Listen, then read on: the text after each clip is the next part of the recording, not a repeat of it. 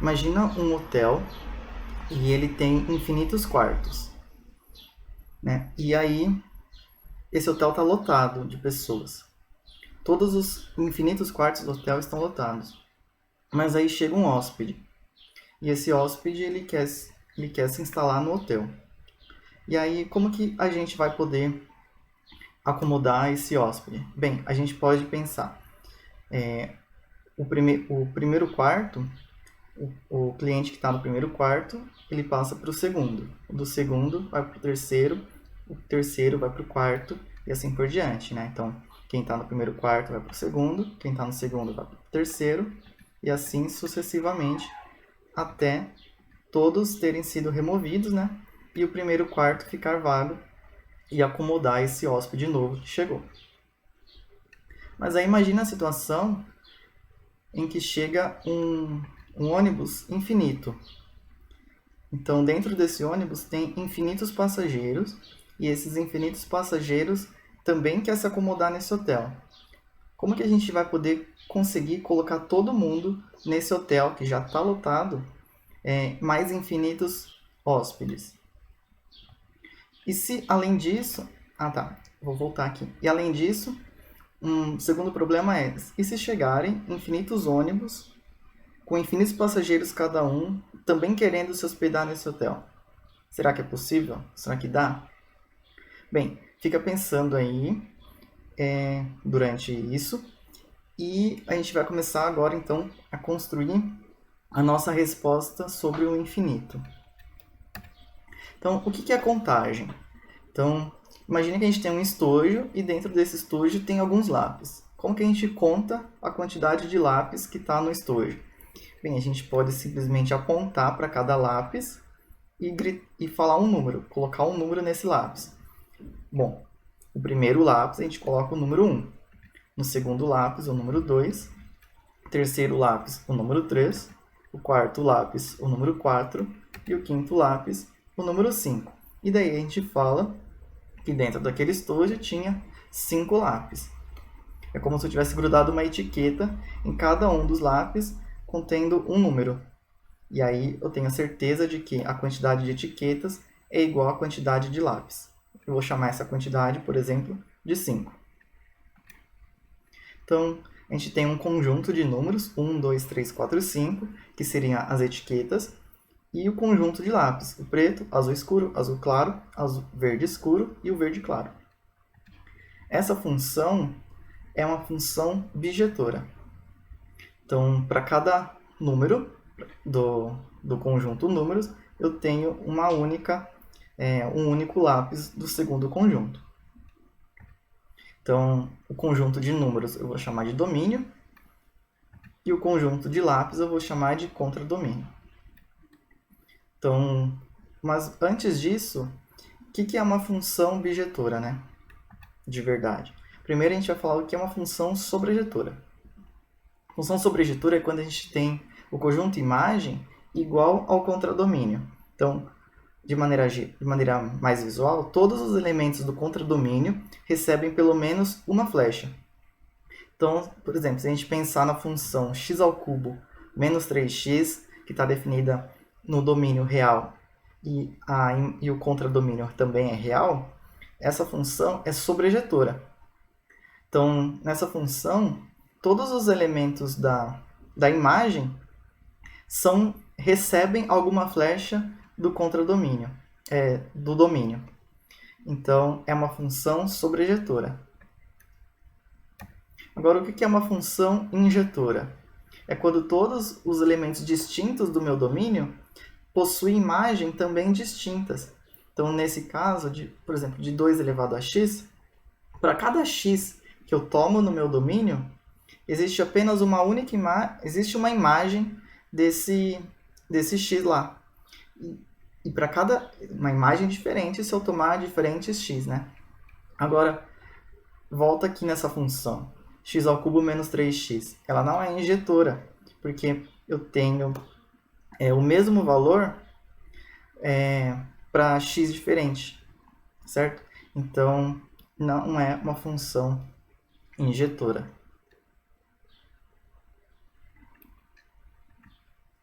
Agora, beleza, a gente sabe que é uma função injetora e sabe que é uma função sobrejetora. O que seria uma função bijetora, então? A função é bijetora quando ela é injetora e sobrejetora ao mesmo tempo. A gente fala que essa função é do tipo 1 para 1. Então, de cada elemento do domínio sai uma flecha e cada elemento do contradomínio recebe uma flecha. E, além disso, todos os elementos do meu contradomínio são flechados. Então, o contradomínio é igual ao meu conjunto imagem.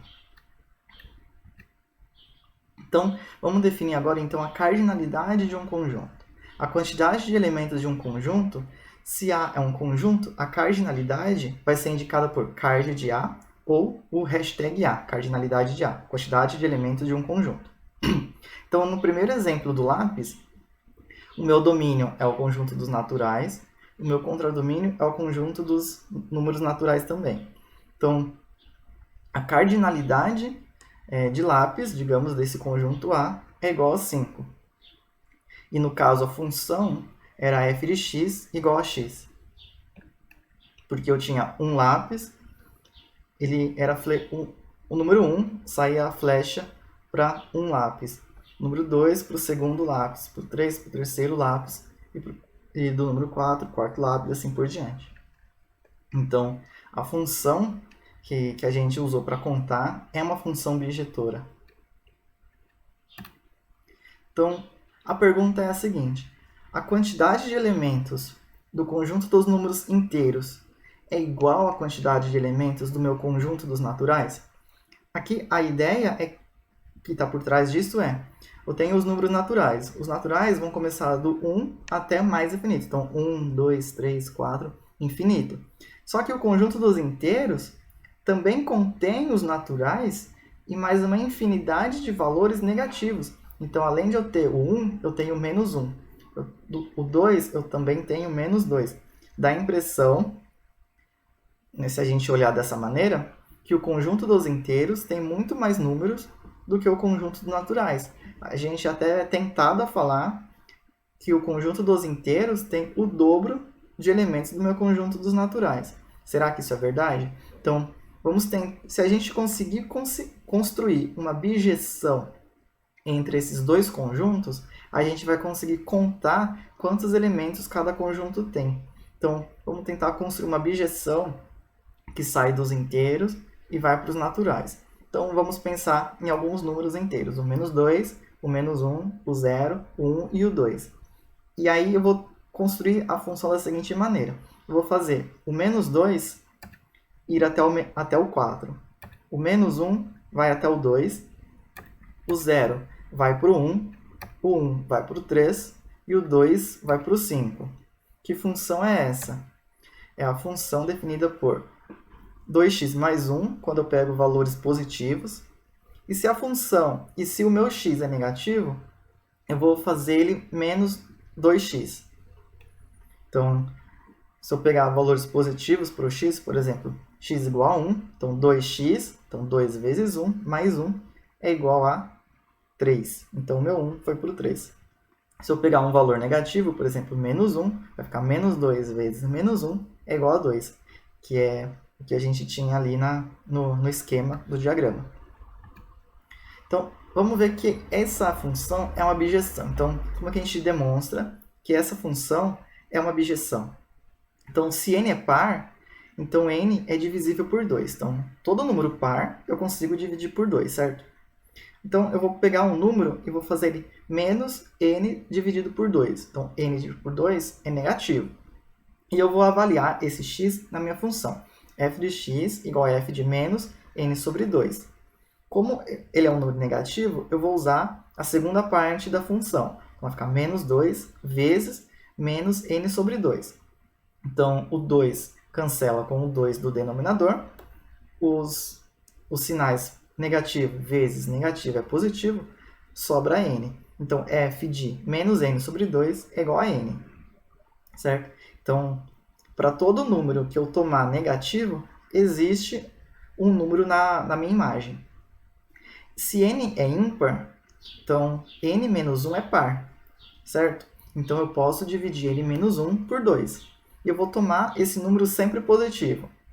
Se eu tomo ele positivo, quando eu avalio ele na função, eu vou pegar a primeira parte da função, que é f de n menos 1 sobre 2 vai ser igual a 2 vezes n menos 1 sobre 2 mais 1. E aí eu cancelo o 2 com o denominador 2, ficando então n menos 1 mais 1, que é igual a n. Então eu consegui também achar outros valores positivos de n e obtenho valores positivos de n no domínio, e eu consegui encontrar uma imagem para ele. Então isso é uma bijeção. Então se a gente olhar aqui no gráfico que eu desenhei, de fato é uma bijeção, né? Todo número do meu domínio sai uma flecha que vai para alguém do meu contradomínio, e o meu contradomínio é igual ao meu conjunto imagem. Então a função é sobrejetora. Agora, para a gente provar que ela é uma função injetora, o que a gente faz? Tome m e n números distintos do domínio. Então, eu peguei valores diferentes lá do meu domínio e eu fiz a seguinte hipótese. Se ambos os números são positivos, então eu vou estar na primeira parte da minha função. Eu vou fazer 2 vezes m mais 1 e 2 vezes n mais 1.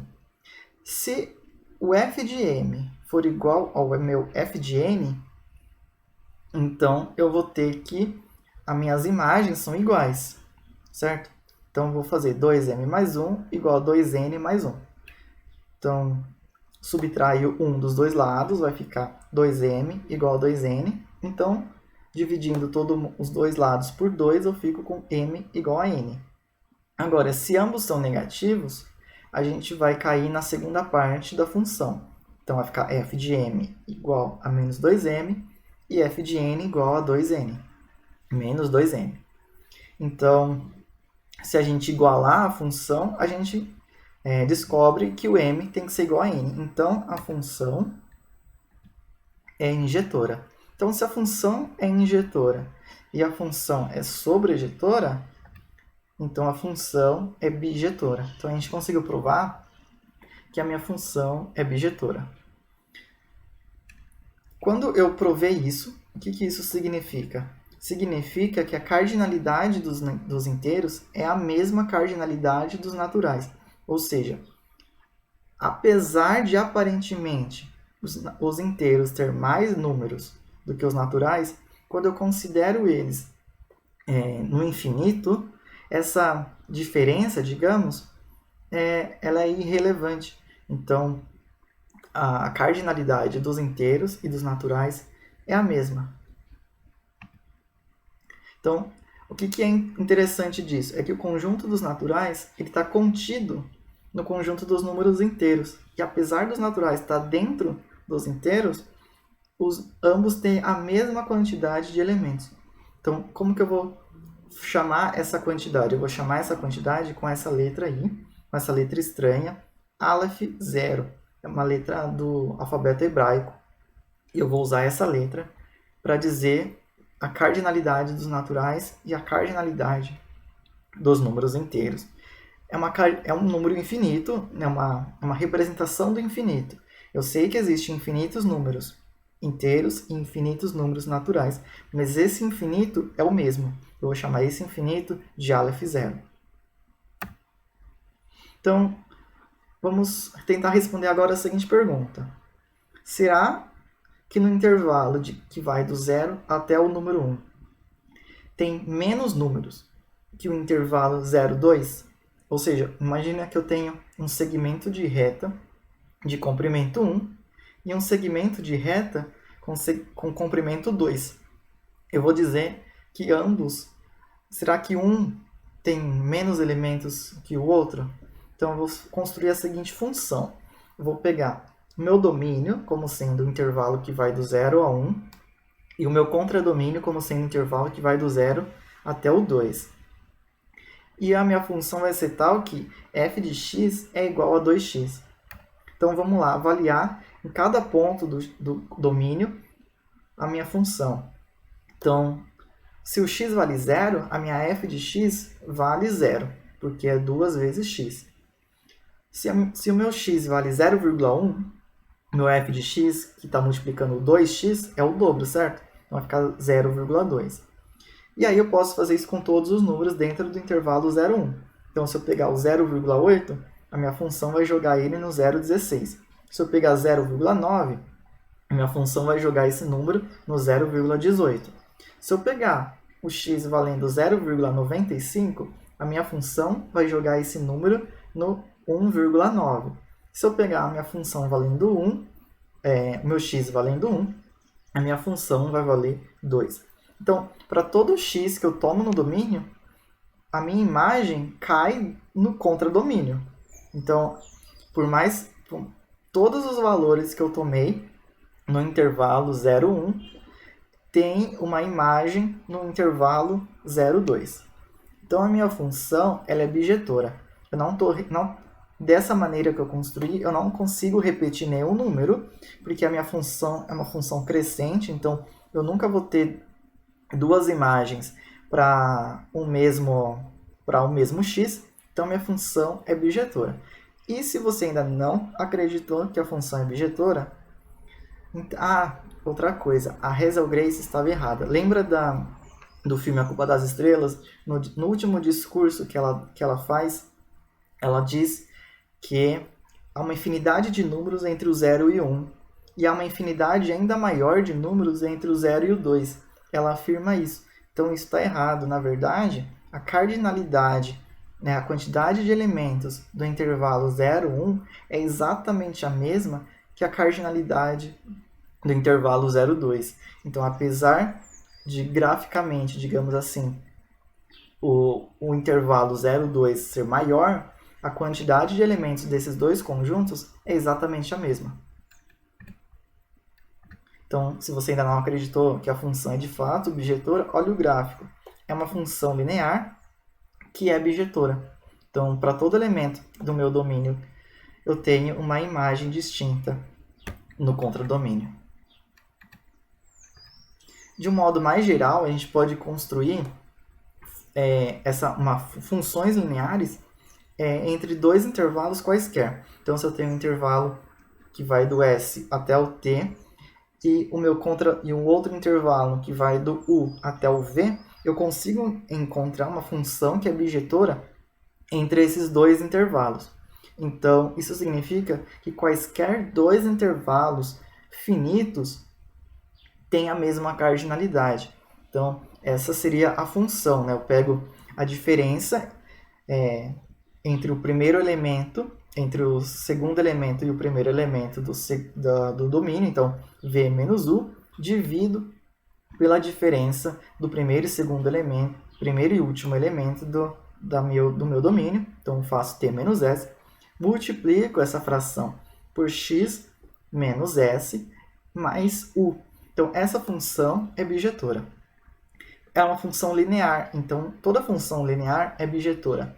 Então, dessa maneira eu consigo passar por todos os números, eu consigo garantir que todo valor do domínio tem imagem e que toda imagem recebe a imagem de apenas um elemento do domínio. Então, isso é uma função bijetora. Agora, será que a cardinalidade dos números entre o 0 e 1 é a mesma que a cardinalidade dos números reais? Então, por exemplo, se a gente considerar um intervalo que vai do menos π sobre 2 até o π sobre 2 e provar que este intervalo tem a mesma cardinalidade que a reta real, então eu consigo depois provar que, de fato, o intervalo 0, 1 tem a mesma cardinalidade que os números reais.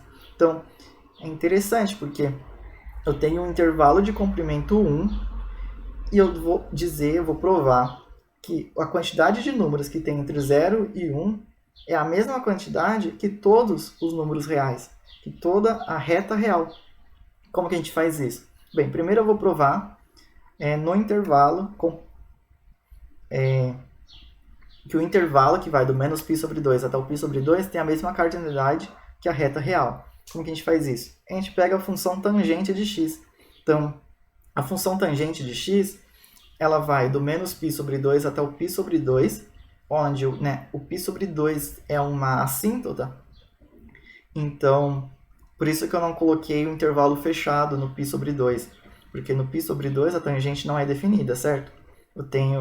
Ela explode, digamos assim, né? É a tangente de 90 graus, ela é infinita, ela não está definida. Então, perceba que pelo gráfico da função tangente, ela é uma função bijetora. Então, para todo x que está entre menos π sobre 2 até π sobre 2, eu tenho uma única imagem no meu domínio, no meu contradomínio. Então, a função tangente é uma função bijetora nesse intervalo. Quando eu restringo a função tangente em um certo intervalo, no caso do menos π sobre 2 até o π sobre 2, é uma função bijetora. Então, a cardinalidade do intervalo menos π sobre 2 até o π sobre 2 é a mesma cardinalidade que os números reais. Então, como eu disse anteriormente, que a cardinalidade entre quaisquer dois conjuntos é a mesma, então a cardinalidade do π sobre 2 até o π sobre 2 é a mesma que a cardinalidade do 0, 1. E se eu provei que a cardinalidade do menos π sobre 2 até o π sobre 2 é a mesma que a cardinalidade dos números reais, então a cardinalidade do intervalo 0, 1 tem que ser igual à cardinalidade dos números reais. Agora a gente vai passar por um tópico que vai ajudar a gente a entender quão grande é esses infinitos, digamos assim.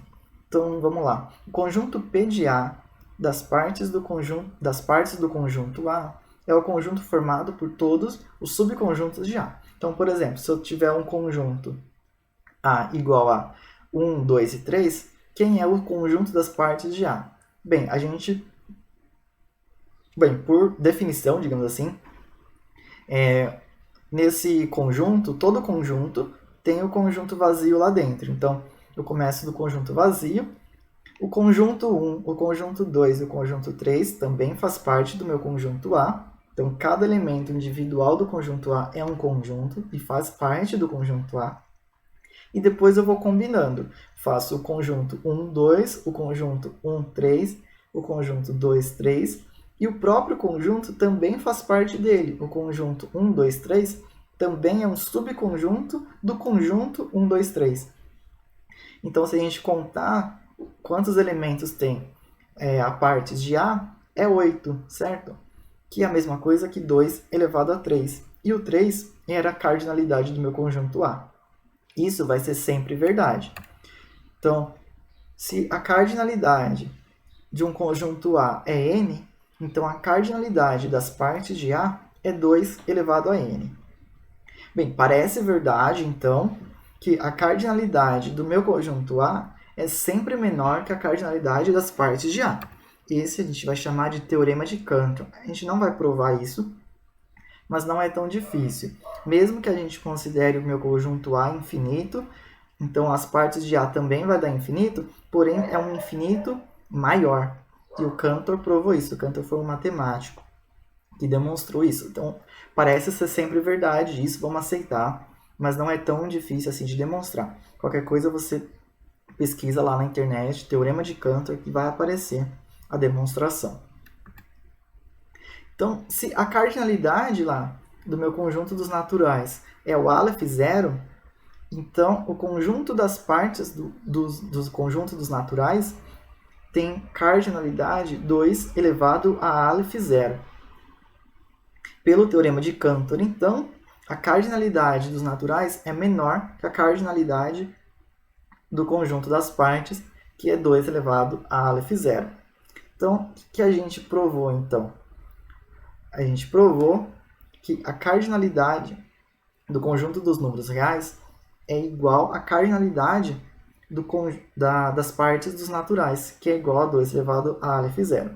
Bem, a gente não provou que a cardinalidade dos reais é igual à cardinalidade das partes de n, porque isso iria levar mais algum tempo para fazer, mas isso é verdade. Então, demonstra dessa maneira que a cardinalidade dos naturais é muito menor que a cardinalidade dos números reais.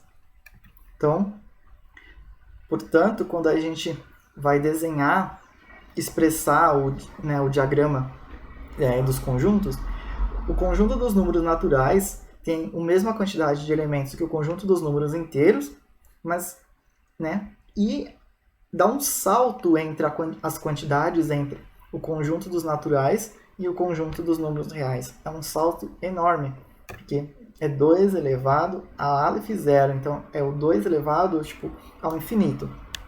Mas a gente não sabe, por exemplo, se entre a cardinalidade dos naturais e a cardinalidade dos números reais, se existe algum número infinito que esteja entre esses dois infinitos, né? A gente não sabe ainda precisar sobre isso. Então, ficamos aqui provado então que existem infinitos que são maiores que outros, né? O infinito dos números reais é maior que o infinito dos números naturais. Então, mais uma vez, a Hazel Grace, lá do A Culpa é das Estrelas, ela estava errada quando ela disse que o infinito entre o 0 e 1 é menor que o infinito entre o 0 e o 2, mas ela estava certa quando disse que há diferentes infinitos. Quando ela comparou esses infinitos, né? Então, ela estava certa nessa parte. Então, obrigado por assistir esse vídeo. Espero que vocês tenham gostado de uma das incríveis aplicações das funções que a gente vê durante o ensino médio, e ela tem um potencial enorme para explicar diversas coisas interessantes da matemática, como, por exemplo, os diferentes tamanhos de infinito.